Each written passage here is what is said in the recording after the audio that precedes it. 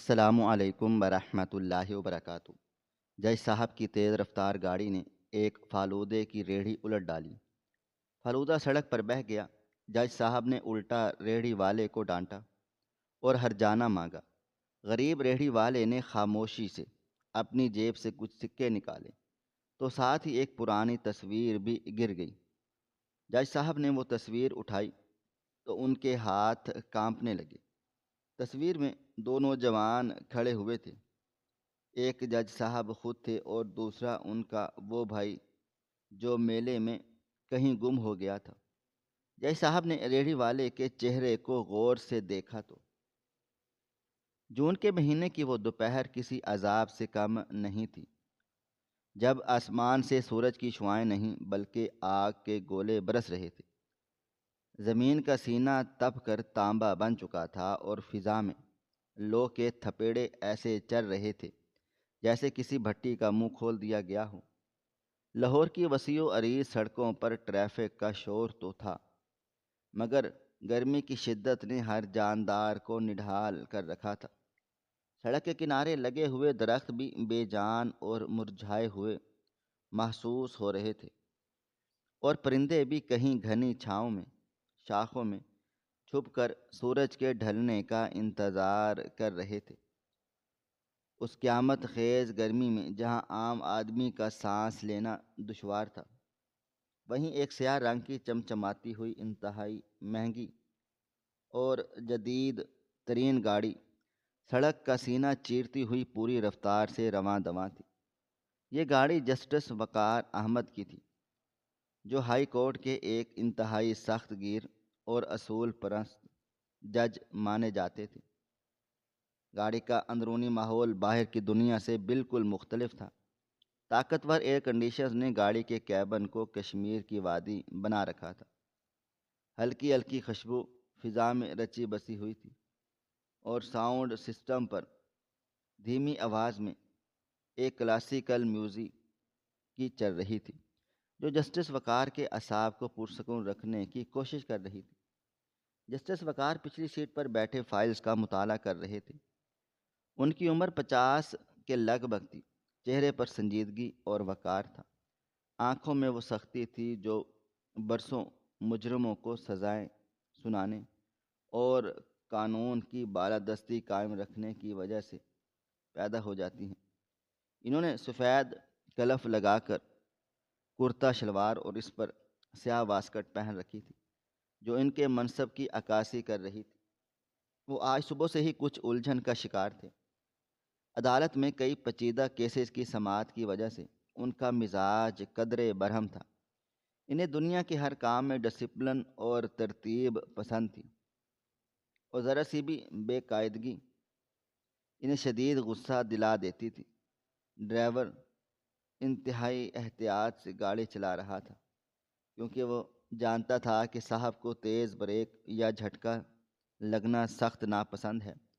گاڑی شہر کے پوش علاقے سے نکل کر اب ایک ایسی مصروف شاہراہ پر آ گئی تھی جہاں ٹریفک کا بہاؤ ذرا بے ہنگم تھا۔ جسٹس وقار نے فائل سے نظر ہٹا کر باہر دیکھا تو انہیں ہر طرف دھول مٹی اور گرمی سے بے حال لوگ نظر آئے۔ ان کے ماتھے پر شکن پڑ گئی۔ وہ ہمیشہ سوچتے تھے کہ یہ لوگ قانون اور ضابطے کی پابندی کیوں نہیں کرتے۔ سڑک پر ہر کوئی اپنی مرضی کا مالک ہے، کوئی دائیں جانب سے نکل رہا ہے تو کوئی بائیں جانب سے۔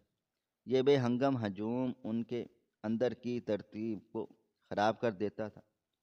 اسی سڑک کے کنارے پر جہاں دھوپ کی تمازت سب سے زیادہ تھی، ایک کمزور اور ایک نحیف شخص اپنی پرانی سی ریڑھی کو دھکیلنے کی کوشش کر رہا تھا۔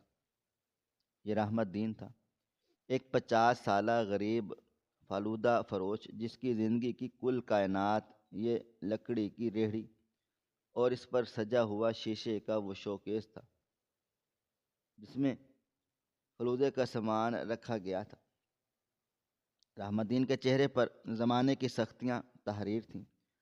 اس کی رنگت دھوپ میں جھلسا کر سیاہ کر ڈالی۔ اس کی قمیض پسینے میں شرابور تھی اور کندھے پر رکھا ہوا رومال میل سے بھر چکا تھا۔ وہ صبح سے ہی گھر سے نکلا تھا، لیکن شدید گرمی کی وجہ سے آج گاہک بہت کم تھے۔ برف تیزی سے پگھل رہی تھی اور رحمت دین کو فکر تھی کہ اگر شام تک یہ فلودہ نہ بکا تو سارا سامان خراب ہو جائے گا اور آج گھر میں چولہا بھی ٹھنڈا رہے گا۔ اس کے ذہن میں اپنی بیمار بیوی اور جوان بیٹی کی شکلیں گھوم پھر رہی تھیں، جن کی امیدیں اس کی آج کی کمائی سے وابستہ تھیں۔ وہ اپنے سوکھے ہوئے بازوؤں سے پوری طاقت لگا کر ریڑھی کو سڑک کے کنارے ایک طرف کرنے کی کوشش کر رہا تھا تاکہ کسی چھاؤں والی جگہ پر جا سکے۔ اس کے پاؤں میں ٹوٹی ہوئی چپل تھی جو تپتی ہوئی سڑک کی گرمی کو روکنے میں ناکام تھی۔ رحمت دین کی نظریں دھندلا رہی تھیں، شاید بھوک اور پیاس کی وجہ سے اسے چکر آ رہے تھے۔ اسی اثنا میں ٹریفک کا دباؤ بڑھ گیا۔ ایک بس نے اچانک کٹ مارا تو پیچھے آنے والی گاڑیاں بے ترتیب ہو گئیں۔ جسٹس وقار کی گاڑی کا ڈرائیور عارف، جو کہ خاصی رفتار میں تھا، اچانک سامنے آنے والے رکشے سے بچنے کے لیے گاڑی کو بائیں طرف موڑ دیا، اور یہ موڑ اتنا اچانک اور تیز تھا کہ گاڑی بے قابو ہو کر سڑک کے کنارے چلنے والے رحمت دین کی ریڑھی کی طرف بڑھ گئی۔ سب کچھ پلک جھپکتے میں ہوا۔ ایک زوردار دھماکہ ہوا۔ ٹائروں کی چیخ اور شیشے کے ٹوٹنے کی آواز نے وہاں موجود ہر شخص کو چونکا دیا۔ جسٹس وقار احمد کی شادی بمپر رحمت دین کی ریڑھی کے پچھلے سے ٹکرا گیا۔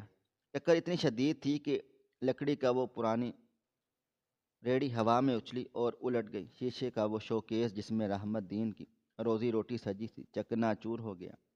سفید ربڑی، سرخ لال شربت، سوئیاں اور برف کے ٹکڑے گرم سڑک پر بکھر گئے۔ رحمت دین خود بھی ایک زوردار جھٹکے سے دور جا گرا۔ اس کی کوہنی اور گھٹنوں سے خون رسنے لگا، لیکن اسے اپنے زخموں کی پرواہ نہیں تھی۔ اس کی آنکھیں اپنی ٹوٹی ہوئی ریڑھی اور سڑکوں پر بہتے ہوئے فالودے کو دیکھ کر پتھرا گئیں۔ یہ صرف شربت اور دودھ نہیں تھا جو سڑک پر بہہ رہا تھا، بلکہ یہ اس کے بچوں کا رزق تھا، یہ اس کی بیٹی کی کمائی تھی، یہ اس کے گھر کا راشن تھا جو مٹی میں مل گیا تھا۔ گاڑی کے اندر چیف جسٹس وقار کو بھی شدید جھٹکا سا لگا۔ ان کے ہاتھ سے فائل چھوٹ کر نیچے گر گئی اور ان کا سر اگلی سیٹ سے ٹکراتے ٹکراتے بچا۔ لمحہ بھر کے لیے وہ بوکھلا گئے، یہ کیا ہوا ہے؟ لیکن پھر فوراً ہی ان کا غصہ آسمان پر پہنچ گیا۔ انہوں نے غصے سے ڈرائیور کو دیکھا اور چلائے، یہ کیا کیا تم نے؟ دیکھ کر نہیں چلا سکتے؟ عارف ڈرا سہما ہوا بیٹھا تھا۔ اس نے کانپتے ہوئے کہا، صاحب جی، وہ ریڑھی والا اچانک سامنے آ گیا تھا۔ جسٹس وقار نے غصے سے دروازہ کھولا اور باہر نکلے۔ گاڑی کا دروازہ کھلتے ہی باہر کی جہنم جیسی گرمی نے ان کا استقبال کیا اور لو کے تھپیڑے ان کے چہرے پر لگے تو ان کی کوفت میں مزید اضافہ ہو گیا۔ انہوں نے اپنی گاڑی کے اگلے حصے کو دیکھا۔ بمپر پوری طرح سے سکریچ ہو چکا تھا اور ہیڈ لائٹس کا شیشہ بھی ٹوٹ گیا تھا۔ یہ ان کی پسندیدہ گاڑی تھی جسے وہ اپنی جان سے زیادہ عزیز رکھتے تھے۔ اس نقصان کو دیکھ کر ان کا خون کھولنے لگا اور وہ تیزی سے اس جگہ جا پہنچے جہاں رحمت دین گرا پڑا تھا اور اپنی ریڑھی کو حسرت بھری نگاہوں سے دیکھ رہا تھا۔ ارد گرد چند لوگ جمع ہونا شروع ہو گئے، لیکن جسٹس وقار کی شخصیت اور ان کے لباس کو دیکھ کر کوئی بھی قریب آنے کی ہمت نہیں کر رہا تھا۔ جسٹس وقار نے رحمت دین کو حقارت سے دیکھا، جو اب لڑکھڑاتا ہوا اٹھنے کی کوشش کر رہا تھا۔ اس کے کپڑوں فلودے کی شربت اور سڑک کی مٹی سے لتھڑ چکے تھے۔ وہ ایک عجیب اور قابل رحم نمونہ لگ رہا تھا، لیکن جج صاحب کی آنکھوں میں رحم نام کی کوئی چیز ہی نہیں تھی۔ وہ اس وقت صرف ایک مدعی تھے جس کا نقصان ہوا تھا، اور وہ مظلوم کو کٹہرے میں کھڑا دیکھ رہے تھے۔ انہوں نے گرجدار آواز میں ڈانٹنا شروع کیا، او اندھے، تمہیں نظر نہیں آتا سڑک تمہارے باپ کی جاگیر ہے جو یہاں تم ریڑھی لگا لی ہے؟ تمہیں پتہ ہے تم نے میرا کتنا بڑا نقصان کر دیا؟ یہ گاڑی جتنے کی ہے تم جیسے 100 لوگ مل کر بھی اس کا ایک پہیہ تک نہیں خرید سکتے۔ رحمت الدین جو پہلے ہی صدمے اور درد سے نڈھال تھا، اس اچانک ابتداد اور ڈانٹ ڈپٹ سے مزید سہم گیا۔ اس نے کانپتے ہوئے ہاتھ جوڑ دیے اور لرزتی ہوئی آواز میں کہا، صاحب جی معاف کر دیں، غلطی میری نہیں تھی، میں تو کنارے پر جا رہا تھا، مجھے کیا پتہ تھا کہ پیچھے سے گاڑی آ جائے گی۔ لیکن جسٹس وقار سننے کے موڈ میں نہیں تھے۔ ان کا ماننا تھا کہ قانون سب کے لیے برابر ہوتا ہے اور غلطی کرنے والے کو سزا ملنی چاہیے، چاہے وہ کوئی بھی ہو۔ انہوں نے رحمت الدین کی بات کاٹتے ہوئے کہا، غلطی نہیں تھی تو کیا گاڑی خود بخود اڑ کر تمہاری ریہڑی پر آ گری؟ تم لوگ سڑکوں پر گندگی پھیلاتے ہو، ٹریفک کے قوانین کی خلاف ورزی کرتے ہو، اور جب نقصان ہو جائے تو مظلوم بن کر ہاتھ جوڑ لیتے ہیں۔ مجھے یہ معافی تلافی نہیں چاہیے، مجھے میرا ہرجانہ چاہیے، ابھی اور اسی وقت۔ رحمت الدین کی آنکھوں میں آنسو آ گئے، لیکن انہوں نے اپنی ٹوٹی ہوئی ریڑھی کی طرف اشارہ کیا اور روتے ہوئے کہا، صاحب میرا تو سب کچھ برباد ہو گیا، میرا ہزاروں کا سامان مٹی میں مل گیا، میں غریب آدمی ہوں، میں آپ کا ہرجانہ کیسے بھر سکتا ہوں؟ میرے پاس تو گھر جانے کا کرایہ بھی نہیں بچا۔ یہ سن کر جسٹس وقار کا غصہ کم ہو گیا، ہونے کے بجائے بڑھ گیا تھا۔ انہیں لگا کہ یہ شخص ڈرامہ کر رہا ہے تاکہ اسے پیسے نہ دینے پڑیں۔ انہوں نے کہا، یہ جذباتی باتیں عدالت میں جا کر کرنا، مجھے ابھی میری گاڑی کے نقصان کے پیسے دے دو، ورنہ میں تمہیں پولیس کے حوالے کر دوں گا، اور تمہیں پتہ ہے کہ میں کون ہوں، میں اس شہر کا جج ہوں، اگر میں نے تمہیں اندر کروایا تو ضمانت کروانے والا بھی کوئی نہیں ملے گا۔ لفظ پولیس اور جج سن کر رحمت الدین کی روح تک کانپ گئی۔ وہ جانتا تھا کہ غریب کے لیے تھانہ کچہری کا مطلب موت ہے۔ اس نے گھبرا کر اپنی جیبیں ٹٹولنا شروع کر دیں۔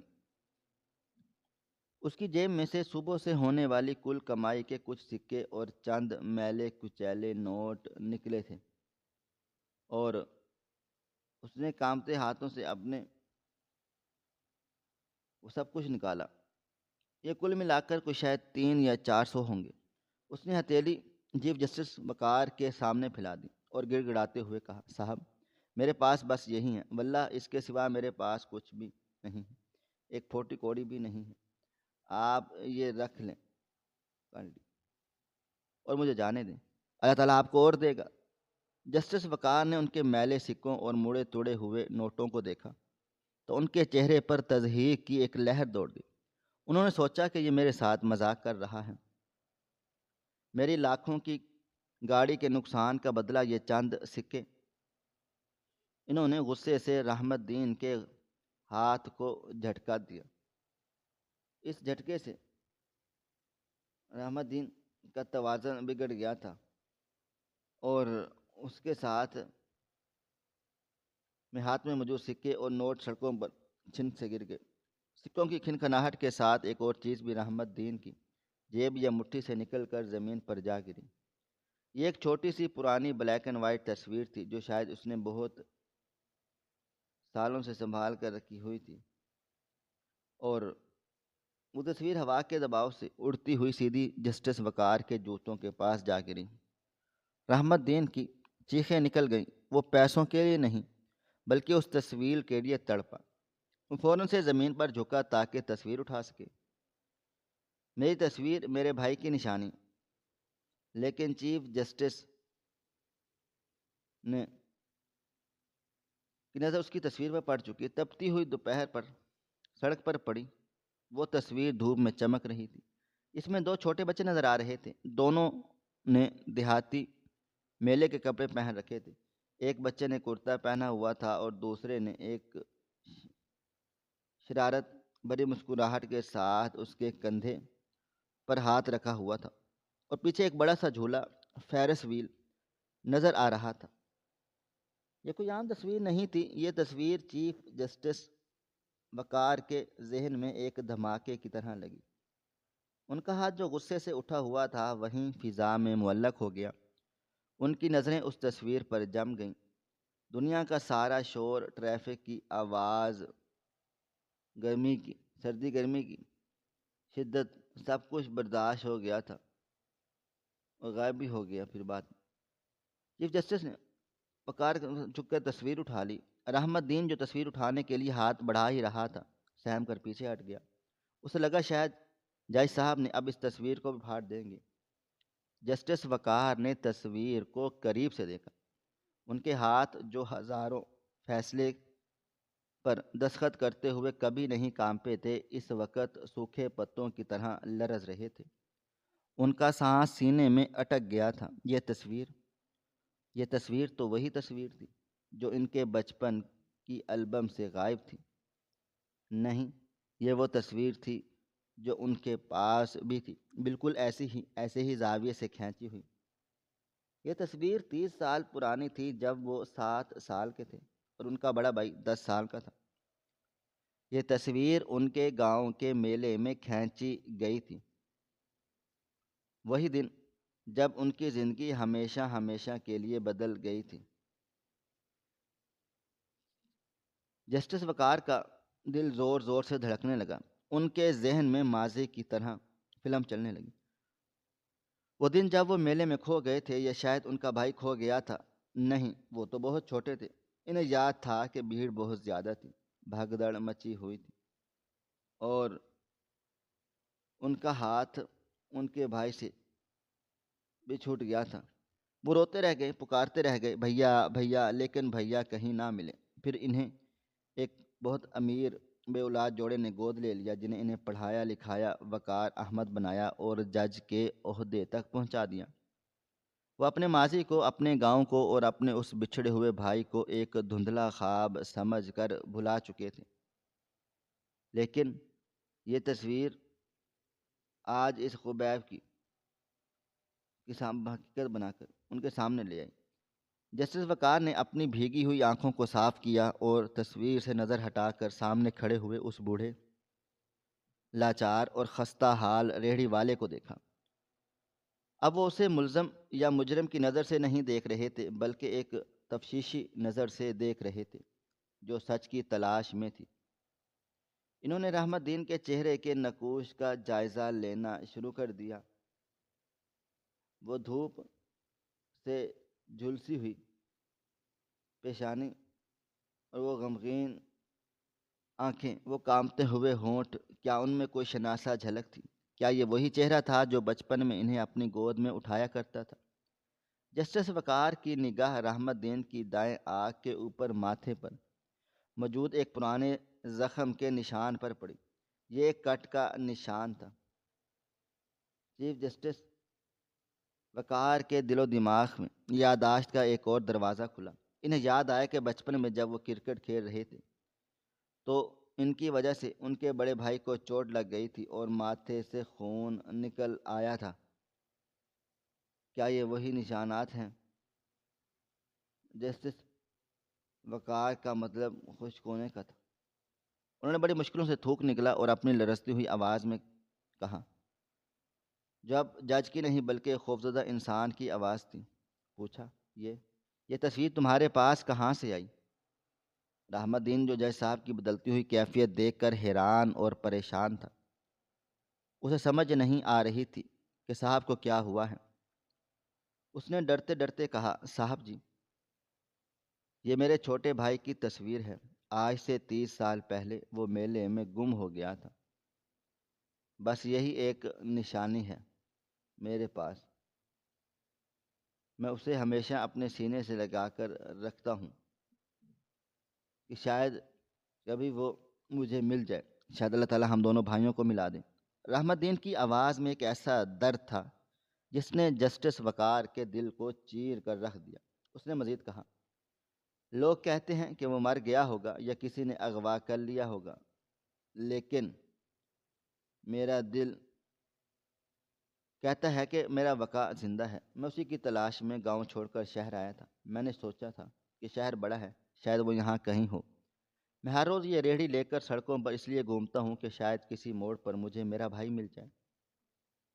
جیسے ہی رحمت دین نے لفظ وقا ادا کیا، جو وقار کا بچپن کا پیار کا نام تھا، جسٹس وقار کو لگا جیسے آسمان ان کے سر پر گر پڑا ہو، ان کے پیروں تلے سے زمین نکل گئی ہو۔ وہ وقا کوئی اور نہیں، وہ خود تھے، اور یہ شخص جو ان کے سامنے پھٹے پرانے کپڑوں میں کھڑا تھا، جس کی ریڑھی انہوں نے الٹ ڈالی تھی، جس کی روزی انہوں نے مٹی میں ملا ڈالی تھی، اور جسے وہ جیل بھجوانے کی دھمکیاں دے رہے تھے۔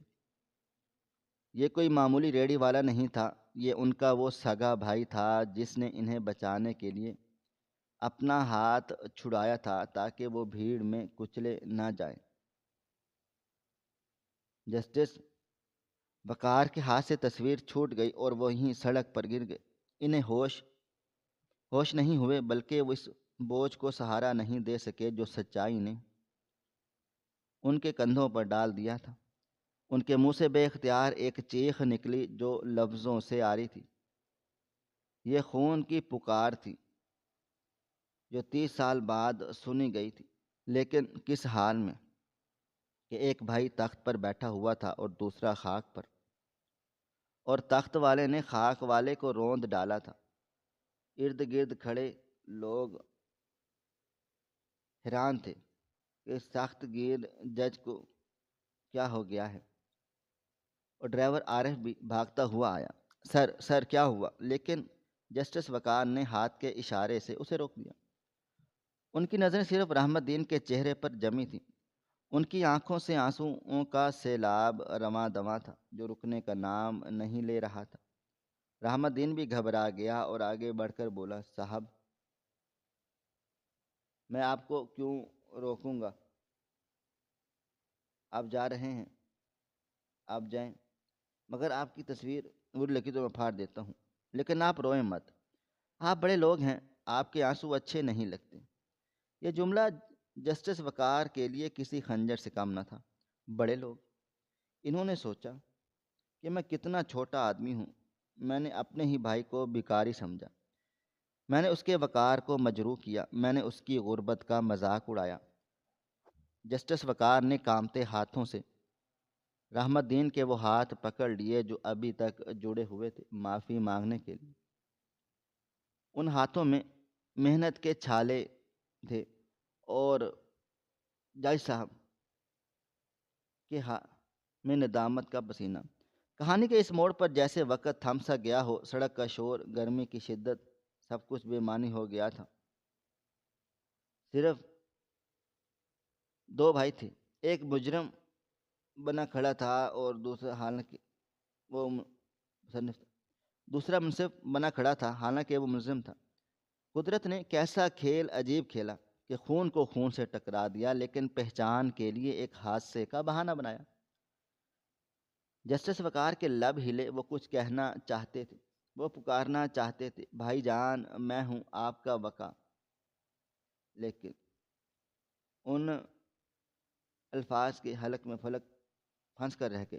شرمندگی اور پچھتاوے نے ان کی زبان گنگ کر ڈالی۔ وہ کیسے بتاتے کہ جس بھائی کو تم شہر شہر ڈھونڈتے رہے ہو وہ یہ ظالم شخص ہے جس نے ابھی تمہاری روزی روٹی چھین لی ہے؟ اور وہ کیسے بتاتے کہ میں وہی ہوں جس کی تصویر تم نے کلیجے سے لگا کر رکھی ہے؟ لیکن میں نے پہچاننے میں اتنی دیر کر دی۔ وہ بس رحمت دین کے ہاتھوں کو چومنے لگے اور پاگلوں کی طرح رونے لگے۔ رحمت دین حیرت سے بت بنا کھڑا تھا، اسے سمجھ نہیں آ رہی تھی یہ سب کیا ہو رہا ہے، لیکن اسے اس اجنبی جج کے لمس میں ایک عجیب سی اپنائیت محسوس ہو رہی تھی، اور ایک ایسی گرم جوشی جو اس نے برسوں سے محسوس نہیں کی تھی۔ شاید اس کا خون بھی اسے پکار ہی رہا تھا، لیکن غربت کی دیوار اتنی اونچی تھی کہ وہ اس آواز کو سننے کی ہمت نہیں کر پا رہا تھا۔ یہ کہانی کا وہ حصہ تھا جہاں راز کھل چکا تھا، لیکن ابھی زبان سے اقرار باقی تھا۔ ابھی ان دو مختلف دنیاؤں کا ملنا باقی تھا جو ایک ہی خون سے بنی ہوئی تھی۔ جسٹس وقار زمین پر بیٹھے تھے اور رحمت دین کھڑا تھا، لیکن حقیقت میں آج وقار کا قد کاٹ اپنے بھائی کے مقابلے میں بڑا ہو گیا تھا۔ یہ منظر میں دیکھ کر بھی اور شاید مسکرا بھی رہا تھا کہ بالآخر بچھڑے ہوئے کو ملانے کا وقت آ ہی گیا، چاہے راستہ کتنا ہی تکلیف دہ کیوں نہ ہو۔ سڑک کے کنارے تپتی دوپہر اور ہجوم کے درمیان جسٹس وقار احمد، جو اس شہر کے سب سے معزز اور بااختیار جج مانے جاتے تھے، ایک میلے کچیلے فلودے والے کے قدموں میں بیٹھے تھے اور ان کے آنسو رکنے کا نام نہیں لے رہے تھے۔ یہ منظر وہاں موجود ہر شخص کے لیے ناقابل یقین تھا۔ لوگ جو تماشا دیکھنے رکے تھے اب خود ایک حیرت کدے میں گم سم تھے۔ ڈرائیور عارف، جو اپنے صاحب کے مزاج کو اور بدلتی رنگت کو واقف تھا، اسے اپنی آنکھوں پر یقین نہیں آ رہا تھا کہ جو شخص ذرا سی گرد پڑنے پر بھی ملازموں کی سرزنش کرتا ہے، اور آج وہ دھور میں لتھڑے ہوئے ایک بھکاری نما آدمی کے ہاتھ تھامے رو رہا ہے۔ رحمت دین، جو اب تک صدمے اور خوف کی کیفیت میں تھا، جج صاحب کے اس رویے پر پریشان ہو رہا تھا۔ اس نے اپنے کھرترے ہاتھوں سے وقار کے آنسو پہنچے اور کہا کہ صاحب جی اٹھ جائیں، آپ لوگ دیکھ لیں، میری وجہ سے آپ کی وردی، آپ کے کپڑے خراب ہو رہے ہیں، میں غریب آدمی ہوں، مجھے معاف کر دیں اگر مجھ سے کوئی گستاخی ہو گئی ہو۔ رحمت دین کے ان الفاظ نے وقار کے دل پر نشتر کا کام کیا۔ وہ شخص جو سامنے کھڑا تھا اپنی غربت کی وجہ سے خود کو اتنا حقیر سمجھ رہا تھا کہ اسے اپنے سگے بھائی کے گلے لگنے کی بھی ہمت نہیں ہو رہی تھی۔ وقار نے سر اٹھایا، اس کی آنکھوں میں اب غصہ نہیں بلکہ پچھتاوا اور محبت کا ایک سمندر ٹھاٹھے مار رہا تھا۔ انہوں نے رحمت دین کے چہرے کو اپنے دونوں ہاتھوں کے پیالوں میں لیا اور رندی ہوئی آواز میں کہا، رحمت، تم نے مجھے نہیں پہچانا، میں کوئی جج نہیں ہوں، میں کوئی صاحب نہیں ہوں، غور سے دیکھو مجھے، میں تمہارا وقار ہوں۔ وقار؟ وہ چھوٹا سا وقار جسے تم کندھوں پر بٹھا کر میلے میں گھمایا کرتے تھے۔ یہ الفاظ رحمت دین کے کانوں میں کسی دھماکے کی طرح گونجے۔ وقت جیسے تھم سا گیا، اس کی آنکھیں حیرت سے پھیل گئیں۔ اس نے جھک کر وقار کے چہرے کو غور سے دیکھا۔ وہ نقوش جو عمر اور آسائشوں نے بدل ڈالے تھے، اب اسے ان میں اپنے بچپن کے اس چھوٹے بھائی کی جھلک نظر آنے لگی۔ وہ زخم کا نشان جو ماتھے پر تھا، وہ آنکھیں جو بچپن میں بھی ایسے ہی روشن تھیں۔ رحمت دین کا جسم کانپنے لگا تھا، اس کے ہونٹ پھڑ پھڑائے تھے، لیکن انہوں نے آواز نہیں نکلی۔ جیسے یقین آ رہا ہو کہ جس بھائی کو وہ خاک میں چھانتا ڈھونڈتا رہا، وہ اس کے سامنے اس شان و شوکت کے ساتھ مگر اس وقت اس کے قدموں میں بیٹھا ہے۔ اس نے کپ کپاتے ہوئے ہاتھ بڑھا کر وقار کے سر کو چھوا، جیسے یقین کرنا چاہتا ہو کہ یہ کوئی خواب نہیں ہے، اور پھر اس کے منہ سے ایک چیخ نکلی جو خوشی اور درد کا ملغوبہ تھی، وقار میرے بھائی، تو زندہ ہے۔ پھر وہ دونوں بھائی دنیا و مافیا سے بے خبر ایک دوسرے کے گلے سے لگ گئے تھے، اور وہ سڑک جہاں کچھ دیر پہلے نفرت کی اور تکبر کا راج تھا، وہ اب وہاں محبت کی برسات ہو رہی تھی۔ رحمت دین، جو کمزور اور بوڑھا ہو چکا تھا، اس میں اچانک جان آ گئی۔ اس نے اپنے بھائی کو سینے سے بھینچ لیا، اس کی میلی قمیض وقار کے سفید کرتے سے مل گئی اور ان دونوں نے مل کر ایک ہو گئے۔ ارد گرد کھڑے لوگوں کی آنکھوں بھی نم ہو گئیں۔ یہ منظر اتنا جذباتی تھا کہ پتھر دل بھی پگھل جاتے۔ وقار نے روتے ہوئے کہا، بھائی جان، مجھے معاف کر دیں، میں اندھا ہو گیا تھا، میں نے آپ کو پہچانا نہیں، میں نے اپنی ہی گاڑی سے آپ کی روزی روٹی کچل ڈالی۔ میں کتنا بدبخت ہوں کہ میں آپ نے اس بھائی کو دھتکارا جس نے مجھے بچانے کے لیے اپنی زندگی قربان کر دی۔ رحمت دین نے وقار کے منہ پر ہاتھ رکھا اور مسکراتے ہوئے، جس میں آنسوؤں کی چمک تھی، کہا، نہیں میرے شیر، ایسا مت کہہ، یہ سب تقدیر کا کھیل تھا۔ دیکھ آج اسی ٹکر نے تو ہمیں ملا دیا، اگر یہ حادثہ نہ ہوتا تو ہم شاید کبھی مل ہی نہ پاتے۔ وقار نے فوراً سے فیصلہ کیا، وہ اب ایک لمحہ بھی اپنے بھائی کو اس حالت میں نہیں دیکھ سکتا تھا۔ وہ کھڑا ہوا اور لوگوں کے ہجوم کو چیرتے ہوئے عارف کو حکم دیا، گاڑی کا دروازہ کھولو۔ عارف نے جلدی سے پچھلا دروازہ کھولا اور وقار نے ایک دوسرے رحمت دین کا ہاتھ پکڑا، اسے گاڑی کی طرف لے گیا جان لگا۔ رحمت دین ہچکچایا، اس نے اپنے گندے کپڑوں اور کیچڑ بھرے پاؤں دیکھے اور پھر گاؤں کی مخملی سیٹوں کی جانب دیکھا۔ وہ پیچھے ہٹا اور بولا، نہیں وقا، میں پیدل آ جاؤں گا، میری وجہ سے تیری گاڑی گندی ہو جائے گی، یہ بہت مہنگی گاڑی ہے۔ وقار نے اس کی بات کاٹتے ہوئے کہا، بھائی جان، یہ گاڑی، یہ دولت، یہ عہدہ، سب آپ کے جوتے کی دھول کے برابر ہیں، برابر بھی نہیں۔ اگر آج آپ اس گاڑی میں نہیں بیٹھیں گے تو میں اسے یہیں پر آگ لگا دوں گا۔ وقار کا لہجہ اتنا سنجیدہ اور جذباتی تھا کہ رحمت دین انکار نہ کر سکا۔ وقار نے اسے زبردستی اور انتہائی احترام کے ساتھ گاڑی میں بٹھایا اور خود اس کے ساتھ بیٹھ گیا۔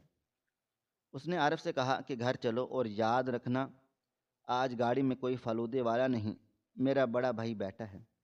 گاڑی روانہ ہو گئی، باہر کی گرمی اور شور پیچھے رہ گیا، لیکن گاڑی کے اندر کا ماحول اب یکسر بدل چکا تھا۔ اب وہاں سکون نہیں بلکہ جذبات کا طوفان تھا۔ وقار نے رحمت دین کا ہاتھ مضبوطی سے تھام رکھا تھا، جیسے اسے ڈر ہو کہ دوبارہ نہ کھو جائے۔ راستے بھر رحمت دین خلاؤں میں گھورتا رہا اور اپنی کہانی سناتا رہا۔ اس نے بتایا کہ کسی میلے کچیلے میں گم ہونے کا دوبارہ دیوانوں کی طرح ڈھونڈتا رہا، کیسے وہ یتیم خانے پہنچا، کیسے اس نے محنت مزدوری کی۔ اس نے بتایا، وقا، جب ماں مری تھی تو اس کی زبان پر آخری نام تیرا تھا۔ اس نے مجھ سے وعدہ لیا تھا کہ میں تجھے ڈھونڈوں گا۔ میں نے شادی نہیں کی، گھر نہیں بسایا، کیونکہ مجھے ڈر تھا اگر میں اپنی گھر ہستی میں پھنس گیا تو تجھے ڈھونڈنے کا مشن ادھورا رہ جائے گا۔ میں شہر شہر، گاؤں گاؤں تیری تصویر لیے پھرتا رہا۔ میں نے فالودہ بیچنا شروع کر دیا کیونکہ میلے میں تجھے فالودہ بہت پسند تھا۔ میں سوچتا تھا شاید کسی دن تو میری ریہڑی پر آئے گا اور فالودہ کھاتے ہوئے تجھے یاد آ جائے گا۔ رحمت دین کی یہ باتیں وقار کے دل پر ہتھوڑے کی طرح برس رہی تھیں۔ وہ سوچ رہا تھا کہ ایک طرف یہ بھائی ہے جس نے اپنی پوری زندگی، اپنی جوانی، اپنی خوشیاں صرف ایک بچھڑے ہوئے بھائی کی تلاش میں قربان کر دی، اور ایک طرف میں ہوں جو عالی شان بنگلوں میں رہا، اعلیٰ تعلیم حاصل کی اور کبھی پلٹ کر یہ جاننے کی کوشش ہی نہیں کی کہ میرا ماضی کیا تھا۔ میں نے تو اپنی جڑوں کو فراموش کر دیا تھا۔ وقار کو اپنی جج کی کرسی پر اپنا انصاف اور اپنی کامیابی سب کھوکھلی لگنے لگی۔ اسے احساس ہوا کہ اصل جج تو یہ ریڑھی والا ہے جس نے وفاداری اور محبت کا صلہ سنا دیا ہے، فیصلہ سنایا، اور میں تو مجرم ہوں جس نے بے حسی کی زندگی گزاری۔ گاڑی جب جسٹس وقار کے عالیشان بنگلے کے پورچ میں رکی تو گیٹ کیپر اور مالی حیرت سے دیکھنے لگے کہ صاحب کے ساتھ یہ کون ہے۔ وقار نے خود اتر کر رحمت دین کے لیے دروازہ کھولا۔ رحمت دین اس وسیع و عریض عمارت کو دیکھ کر سہم گیا۔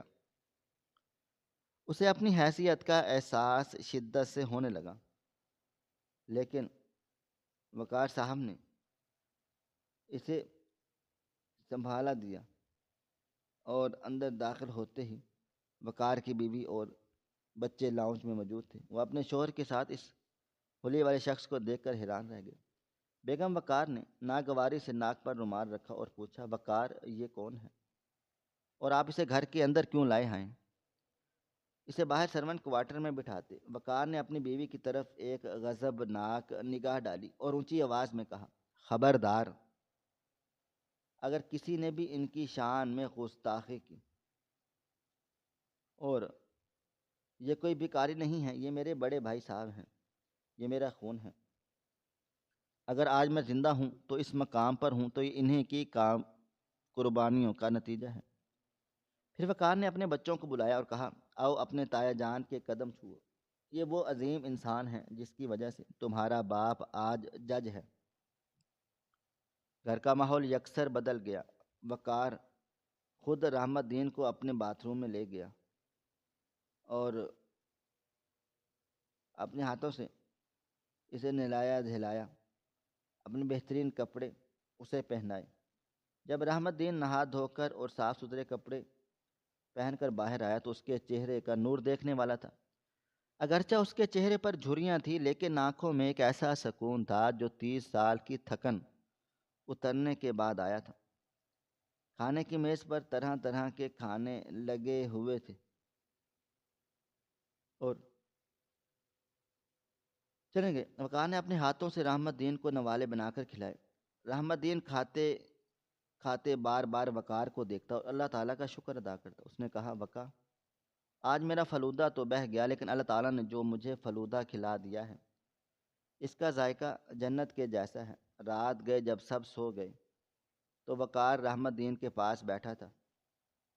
رحمت دین نے اپنی جیب سے جو اب وقار کا دیا ہوا کرتا تھا وہی پرانی تصویر نکال کر اور وقار کے ہاتھ میں رکھ دی۔ اس نے کہا، وقار، یہ امانت اب تم رکھ لو، میرا سفر ختم ہوا، میری تلاش پوری ہوئی، لیکن ایک بات کہوں؟ وقار نے کہا، جی بھائی جان، حکم کریں۔ رحمت دین نے کہا، دیکھ، تو ایک جج ہے، اللہ نے تجھے کرسی دی ہے، لیکن یاد رکھنا کبھی کسی غریب کو اس کے کپڑوں سے مت پرکھنا۔ آج اگر تیری گاڑی میری ریڑھ سے نہ ٹکراتی تو شاید ہم کبھی نہ ملتے، لیکن ہر غریب کا کوئی نہ کوئی بھائی ہوتا ہے، کسی نہ کسی کا بیٹا ہوتا ہے۔ اپنی عدالت میں کبھی کسی بے بس کی آواز مت دبنے دینا۔ یہ نصیحت وقار کے لیے قانون کی تمام کتابوں سے زیادہ بھاری تھی۔ اس نے رحمت دین کے ہاتھ چومے اور وعدہ کیا کہ وہ ایسا ہی کرے گا۔ اگلی صبح ایک نیا سورج طلوع ہوا۔ جسٹس وقار نے عدالت جانے سے پہلے ایک عجیب سا فیصلہ کر لیا۔ انہوں نے اپنی وہ قیمتی گاڑی بیچنے کا حکم دیا جس میں رحمت دین کی ریڑھی کو ٹکر ماری تھی، اور اس کی رقم سے ایک فلاحی ادارہ قائم کرنے کا اعلان کر دیا جو گمشدہ بچوں اور بچھڑے ہوئے لوگوں کو ملانے کا کام کرے گا۔ لیکن اصل کہانی کا راز اور اختتام ابھی باقی تھا۔ چند دن کے بعد وقار رحمت کو لے کر اپنے گاؤں گیا تاکہ والدین کی قبر پر حاضری دے سکے۔ وہاں پہنچ کر جب گاؤں کے سب سے پرانے لوگوں نے رحمت دین کو پہچانا تو ایک بوڑھے نمبردار نے وقار کو ایک ایسی بات بتائی جس نے وقار کے پیروں تلے سے زمین نکال دی۔ نمبردار نے بتایا، جائی صاحب، آپ کو شاید یاد نہیں، لیکن جس دن میلے میں آپ گم ہوئے تھے، رحمت دین گم نہیں ہوا تھا، بلکہ جب بھگدڑ مچی تھی تو ایک پاگل ہاتھی بے قابو ہو کر آپ کی طرف آ رہا تھا۔ رحمت دین نے آپ کو دھکا دے کر ایک طرف جھاڑیوں میں پھینک دیا تاکہ آپ بچ جائیں اور خود ہاتھی کے راستے میں آ گیا۔ اس دن اسے سر میں شدید چوٹیں لگ گئی تھیں اور وہ کئی دنوں تک بے ہوش بھی رہا تھا۔ جب ہوش آیا تو اس کی یادداشت عارضی طور پر چلی گئی تھی۔ اسے بس اتنا یاد تھا کہ اس کا ایک بھائی ہے، وقا۔ وہ بیچارہ اپنی یادداشت کھو کر بھی آپ کو نہیں بھولا تھا۔ یہ سب سن کر وقار دھاڑے مار مار کر رو پڑا۔ اسے آج معلوم ہوا کہ اس کے بھائی نے صرف ہاتھ نہیں چھڑایا، بلکہ اسے موت کے منہ سے نکالا تھا اور خود اپنی ذہنی توازن اور زندگی داؤ پر لگا دی تھی۔ وقار نے رحمت دین کی گود میں سر رکھ دیا۔ رحمت دین نے اسے اٹھایا اور مسکرا کر کہا، پگلے، بھائی تو ہوتے ہی قربانی کے لیے ہیں، قربان ہونے کے لیے ہیں، اس میں بڑا رونے والی کیا بات ہے؟ واپسی پر وقار نے اپنی عدالت میں استعفیٰ پیش کر دیا۔ سب حیران و پریشان تھے۔ کہ اتنا کامیاب جج کیوں جا رہا ہے۔ وقار نے استعفے کی وجہ میں صرف ایک لائن لکھی: میں نے قانون پڑھا ہے، انصاف کیا ہے، لیکن آج مجھے معلوم ہوا کہ اصل انصاف قربانی ہے، اور میں نے اپنے بھائی کی قربانی کے سامنے بہت چھوٹا ہوں۔ میں اب باقی زندگی اپنے بھائی کی خدمت میں گزارنا چاہتا ہوں۔ وقار نے وکالت شروع کر دی اور غریبوں کے کیس مفت لڑنے لگا۔ اور رحمت دین، وہ اب وقار کے گھر کا سربراہ تھا، لیکن اس نے اپنی وہ ٹوٹی ہوئی ریڑھی مرمت کروا کر وقار کے ڈرائنگ روم میں سب سے قیمتی سجاوٹ کے طور پر رکھوا دی تھی۔ جب بھی کوئی بڑا افسر یا وزیر وقار سے ملنے آتا تو وہ حیرت سے اس ریڑھی کو دیکھتا، اور وقار فخر سے کہتا: یہ صرف لکڑی کی ریڑھی نہیں ہے، یہ وہ تخت ہے جس پر بیٹھ کر میرے بھائی نے مجھے بادشاہ بنایا ہے۔ اور یہ مجھے یاد دلاتی رہتی ہے کہ فالودہ سڑک پر بہہ سکتا ہے، لیکن خون کا رشتہ کبھی بھی رائے گاں نہیں جاتا۔ کہانی اس خوبصورت موڑ پر ختم ہوئی کہ رتبے اور عہدے عارضی ہیں، لیکن خون کی پکار اور محبت وہ واحد سچائی ہے جو وقت کی دھول میں بھی گم نہیں ہوتی۔ جسٹس وقار نے اپنی عدالت تو چھوڑ دی، لیکن انہوں نے انسانیت کی وہ عدالت پالی جہاں ہر فیصلہ محبت کی بنیاد پر ہوتا تھا، اور اس عدالت کا چیف جسٹس کوئی اور نہیں، ان کا ان پڑھ غریب لیکن عظیم بھائی رحمت دین تھا۔ ناظرین، آپ کو ہماری آج کی کہانی کیسی لگی؟ کومنٹ باکس میں اپنی رائے کا اظہار ضرور کریں۔ مزید اس طرح کی سبق آموز کہانیاں سننے کے لیے ہماری ویڈیوز کو لائک کریں، شیئر کریں، اور ہمارے چینل ایس ایف سٹوریز کو ضرور سبسکرائب کر لیں۔ ملتے ہیں کل ایک نئی اور دلچسپ کہانی کے ساتھ، تب تک اپنے ڈھیر سارا خیال رکھیے گا۔ اللہ حافظ۔